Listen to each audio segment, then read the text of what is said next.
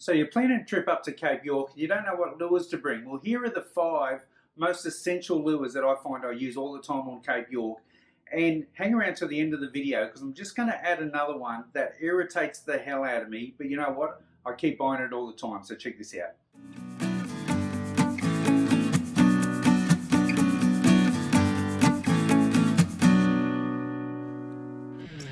Oh yeah! Oh, it's a jack too.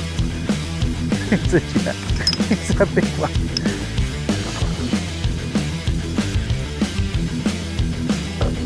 Boom! Jack on surface. Most people come up to Cape York to chase barramundi, and the iconic barramundi lure has always been the iconic gold bomber. Here's one of the originals, a bit beat up. It doesn't have to be a gold bomber, but it has to be something similar to that. Reedy's brought out one that's such a copy they called it a very similar name, the B52, which is the bomber anyway. But Reedy's make a really good one. It doesn't even have to be that particular colour. Another one that I like is the Halco Scorpion or the RMG Scorpion. They've been renamed over the years, but this one's got a red head and a gold body, but you can see it's a similar design. And what we use these for is we twitch them into snags. These lures are floating. You can get some that suspend and some that sink. I might do a video on suspending and sinking hard bodies because that's a subject all on their own. But get the floating ones because when you're throwing them into mangrove roots or rocks or whatever, you want to float over the top of snags and twitch them and sit them there. You can even float them all the way to the surface and give them a twitch so they make a bit of a splash and float them up again and just hold them in that target area for as long as you can. Don't throw the lure in there, wind them straight back in again because it's going to get the lure in there, pull it straight out. The barramundi's going to be looking around wondering what the hell's going on. No, you've got to dance them. And you can see here a great example of me twitching and dancing a hard body lure. Well, probably the lure I use more often than anything else is really simply a curly tail grub. It doesn't have to be gulp. It can be Z-Man. There's a whole heap of different brands. I like gulp. You can grab whatever you want. Doesn't matter. But those little grubs, I reckon they look like a little prawn. They may look like a little bait fish or whatever, but you can use them in so many different situations. I love to use them at the bottom of the tide when all the bait fish have to come out and they sit on the snags or they sit on the drains, and I've got heaps of videos about fishing snags and fishing drains you can check out. But most of the time I'm using the curly tail grub.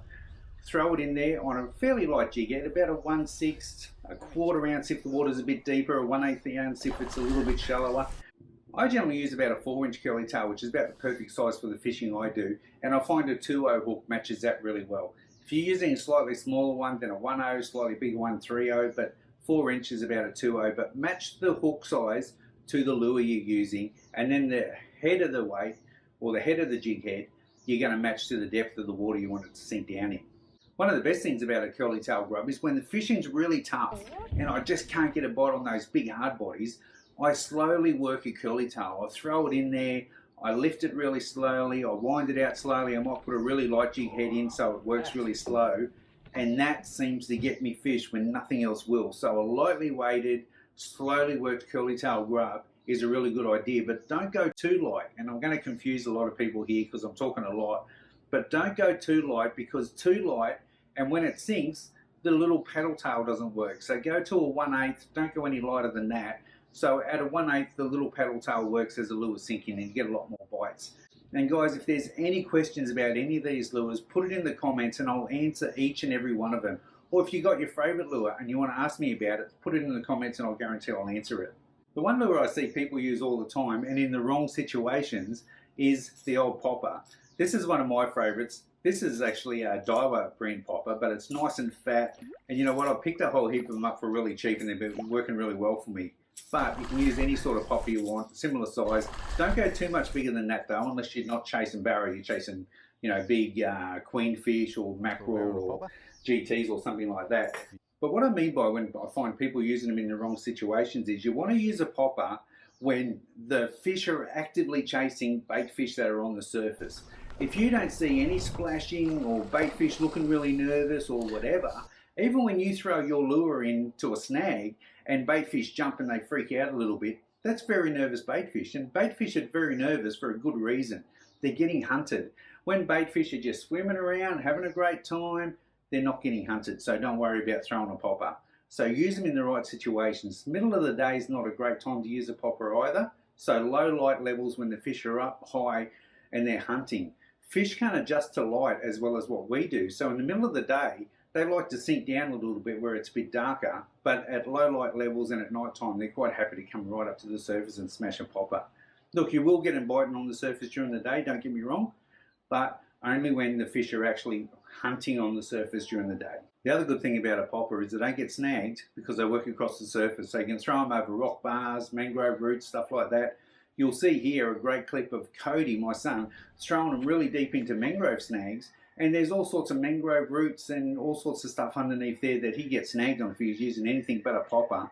But he smashes heaps of mangrove jack on surface poppers in the mangrove. So that's a great option as well. Look, I talk a lot about curly tail grubs, but there's another lure that I like to use. And this time I'm going to recommend the brand rather than just the curly tail and any brand you like. But the Z-Man paddle tail soft plastic. This is the 5-inch. This is the Minnows. Let me just make sure I got that right. No, it's 4-inch Minnows. There's a smaller one, which is, no, the bigger one is a 5-inch. That's a Diesels. This is a Minnow. I've got the Diesels as well. Whichever one you use, I love both of them. Just go slightly bigger hook on the 5-inch, like about a 4.0 or a 5.0, and you can use a 3.0 or even a 2.0 in the 4-inch. But the reason why I like them, and that's a 2.0 hook in the 4-inch, you can see it's a little bit small, but it's quite snag resistant. So I often use it, and I can double this jig head on with my curly tail grubs because it's the right size for those too. So I'll often use a 2.0, but if I was going to get picky, the right size hook would probably be a 3.0. Reason why I'm going to recommend the Diesel Minnow or the Minnows in a Z-Man is they're really buoyant. This has got quite a heavy jig head on it. This has got a 3/8 ounce jig head because I was fishing a little bit deeper, and they don't sink too well, which is fantastic. You can put a 1/4 ounce jig head on this particular lure. You can skip cast it, and I've done a few videos on skip casting as well. Skip cast it deep into the snags, and it's going to sink really slowly, and you can see that tail just works even at slow speed. It's going to sink down, that tail's going to work. But if you don't want it to sink too deep because you're throwing it over rocks or you're throwing it over mangrove roots or whatever, you can do a nice slow retrieve coming back in. So either sink them slowly, slow retrieve, and they'll come across the surface. Even if you lift your rod tip up, you can actually walk it across the surface, and that little paddle tail creates a little bow wave as it walks across the surface.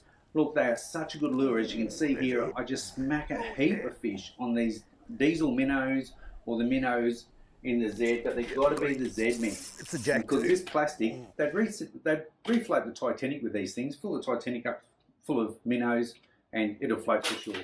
Look, they're a really, really good option, and you've got to have them. Now, that's my 5 that you have to have. Now, the honourable mention that I talked about has to be a vibe. Now, this vibe here I picked up locally in Weeper for about $5.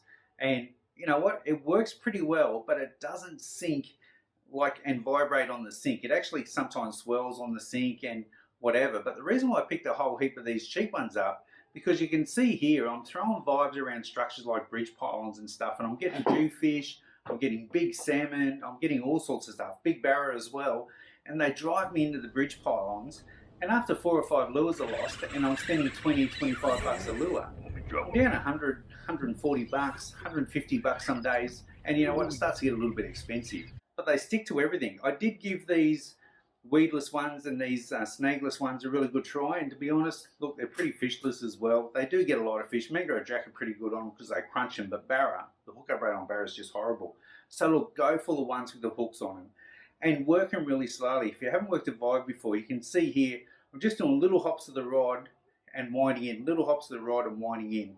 The cheap ones are not too bad if I'm doing little tiny hops of the rod, because like I said before, they don't sink too well. So if you're only coming off the bottom a little bit, and say it just flounders a little bit as it sinks, and then another little hop, it's not too bad. But if you're doing big hops, and this lure just does a big circle as it's sinking, well, the fish are going to shy off from it. So go for a Zurich. The more expensive ones, look, there's a few Japanese ones out, and to be honest, they're not tough enough to be up here in Cape York and rip the hooks off them and stuff like that. I love the Zurich, I love the Berkeley ones. The new Nomads, I've given a bit of a try. Look, they're pretty good. I probably haven't tested them out enough to really have a strong opinion on them. But, you know, whichever ones you get, the Nomads, the Zurichs, or the Berkeleys, and there's a few other brands around that are really good as well. But little hops, and you'll do pretty well on them. But look, bring a heap of them because you're going to lose them all.